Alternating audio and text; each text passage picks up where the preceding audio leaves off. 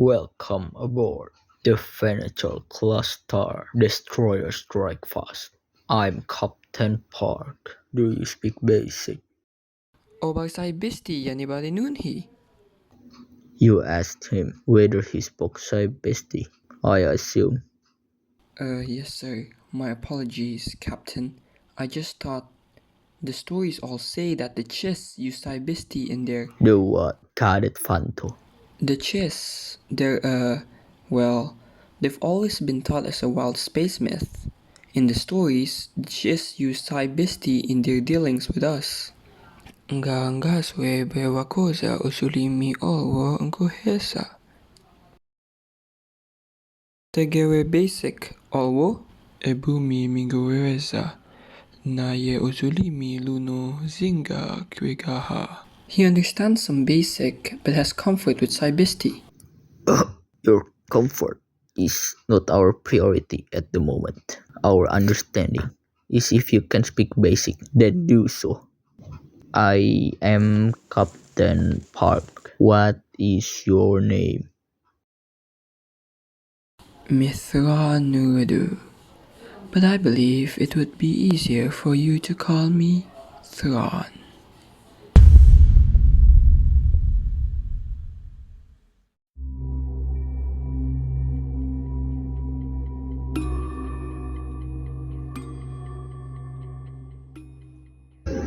I gather you were on that planet for quite a while. I can see why you wanted so desperately to leave. I was not desperate, but my people need me. There are many dangers in the galaxy. Dangers to my people, dangers to yours.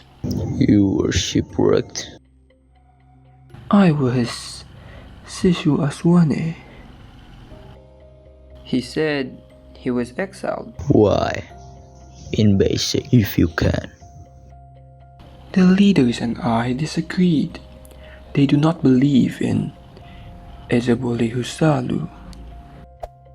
They don't believe in preemptive strikes. You seem to know something about his people. Not really, sir. We have stories about the chess. More like myths, really. They're supposed to be some of the greatest warriors to have ever lived. Have you had any training in teaching or tutoring? Nothing formal, sir. I'm on track at Myanmar to become a supply As officer. of this moment, you are assigned as liaison translator and aid to our prisoner. You will also be coaching him in basic. He has the fundamentals, but he needs a more extensive vocabulary. Any questions? Actually, yes, sir. I do. Why does he need to know basic? Aren't we putting him back on the planet? No, we are taking him to Coruscant. You are dismissed, Cadet. I myself am Chiss, and never have I heard of any of my people wielding mystical powers. I told you, these stories are barely above the level of myth, but you asked to hear them. I appreciate your willingness to share. One may learn a great deal about the people by the stories they tell. And what have you learned about humans? I misspoke. Apologize. I meant to say that I could learn about one person from the stories he chooses to tell. And what have you learned about me? That you do not wish to be here. You do not wish to act as translator and assistant. You certainly do not wish to act as interrogator. Who said I was an interrogator? You wish to return to your numbers and inventory lists. That is where your talents lie and where you desire your path to lead. Fascinating. I suppose that being from a race of legendary warriors, you find logistic and supply beneath your dignity. Do you? Of course not. Because I know better. My family has done that kind of work for 3 generations. I'm just doing it for the Imperial Navy now instead of my own family. I presume you're good at it. Very. What I don't know is why you care about me. I'm sorry, I meant no harm. I was merely interested in you, as I am interested in everything about your empire. But why me? You never asked about the Captain Parck or any of the senior officers you met, not even Emperor Palpatine or the Senate. You are my translator. You hold my words in your hand, and their meanings. They are not connected to my immediate survival. You are.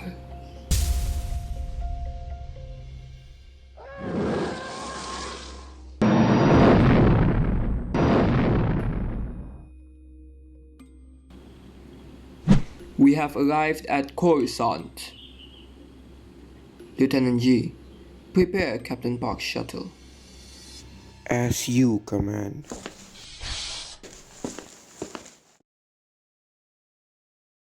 And wait. You will learn as much as you can about him, his homeworld, and his people. I believe the Emperor will be interested in meeting him.